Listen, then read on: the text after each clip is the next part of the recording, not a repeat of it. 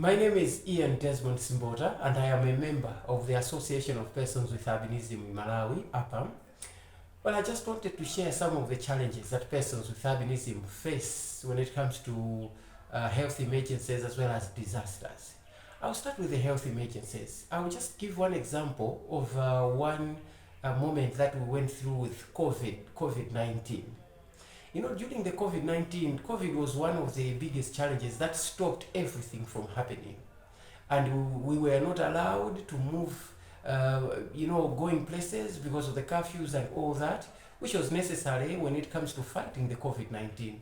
But now it became a challenge to persons with albinism because at the end of the day, with our weather, with our hot and strong sun in Africa, particularly in Malawi, wearing long-sleeved clothes or protective gear alone could not adequately protect a person with albinism from sunburn.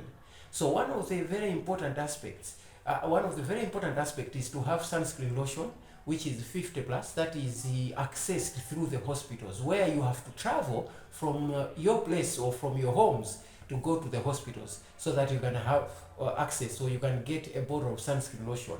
So it was a problem because you are not allowed to move, but at the same time, you are afraid of one of the worst enemies to persons with albinism, which is skin cancer. Because skin cancer is one of the biggest enemies that has claimed many lives of persons with albinism, apart from the attacks and the abductions or the killings of persons with albinism.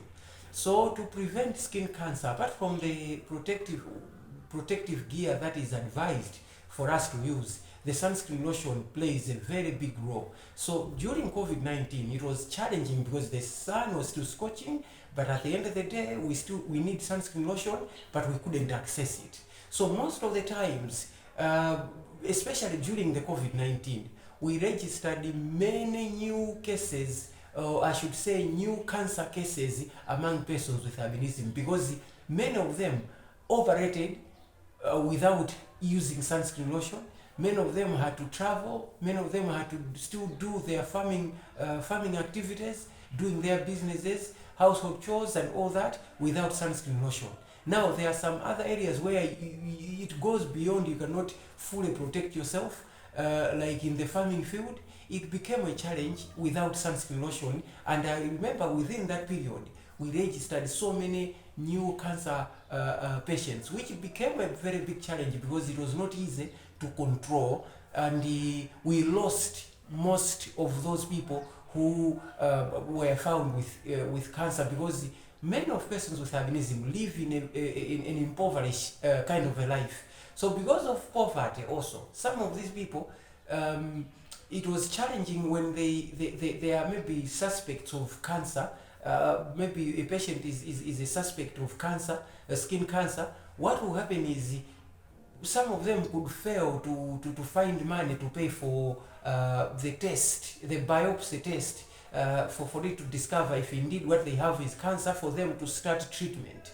So because some of them, they did not even know that the signs that they are having are signs of skin cancer, they took a lot of time before going to the hospital. And when they were coming to the hospital, it was already too late. The cancer had spread. That is why we lost many of our members. So in many of the health emergencies, persons with albinism are always at risk of suffering, maybe having a double challenge or even more, because of so many aspects that are not really considered.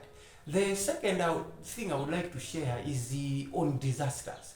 We've had challenges when it comes to disasters, because for example, recently we had we had a disaster, the cyclone Freddy.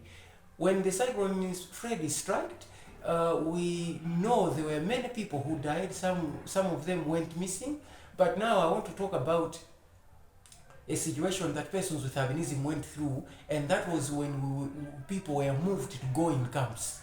Now, when we are put in camps, there are two issues. One, people are in the camps and they are just mixed with any other, just like anyone else. It's a disaster and we needed a solution, yes. But at the end of the day, when you go in the camps, the people who are there coming to provide help, to them, relief items, it's about food, it's about maybe clothes, but when it comes to persons with albinism, thinking about them that they need sunscreen lotion, none of them thought of doing that. So during the time people were in camps in the Cyclone Freddy disaster, none of the people, even including authorities, thought of finding out where persons with albinism are and that what are their health needs. So nobody remembered about the health needs of a person with albinism throughout the time, even so that maybe the doctors or else health personnel could go and just do a random skin check, skin